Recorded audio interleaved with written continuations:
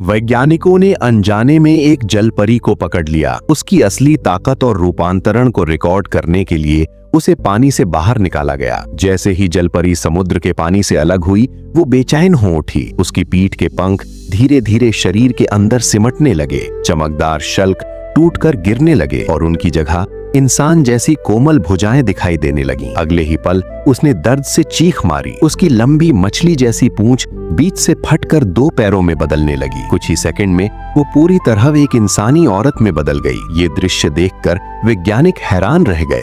उन्हें जलपरी की अद्भुत उपचार क्षमता चाहिए थी।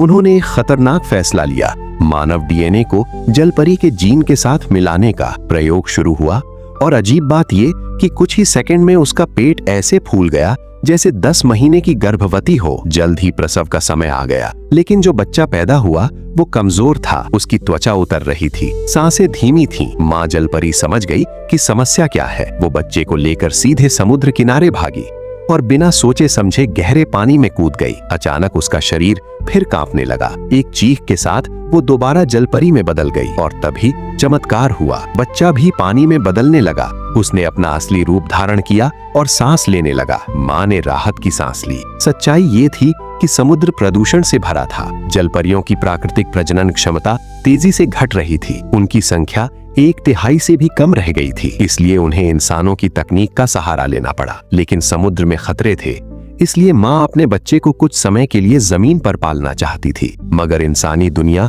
उसके लिए बिल्कुल नहीं थी। वो बच्चे को बिस्तर के नीचे सुला देती। उसे लगता था जैसे समुद्र की गुफा हो। डायपर देखकर हैरान हो जाती और बच्चे को दूध की जगह मछली का रस पिलाने की कोशिश करती। जब वो पेरेंटिंग क्लास में गई, लोग उसे अजीब नजरों से देखने लगे। किसी ने पूछा, तुम्हारा बच्चा कभी रोता नहीं? वो बोली, अगर हमारा बच्चा रोता है तो समुद्र में उसे खा लिया जाता है। उसकी दुनिया अलग थी, उसकी परंपराएं अलग थीं। आखिरकार 2 नर जलपरी आए। उनकी परंपरा के अनुसार बच्चे को समुद्र में जीना सीखना था। माँ ने भारी दिल से अपने बच्चे को सौंप दिया और फिर वो अपने साथी के साथ समुद्र की गहराइयों में लौट गई। कहानी यहीं खत्म होती है, लेकिन सवाल छोड़ जाती है, क्या अलग दुनिया के जीव साथ जी सकते हैं या हर प्रजाति को अपने ही सागर लौटना पड़ता है?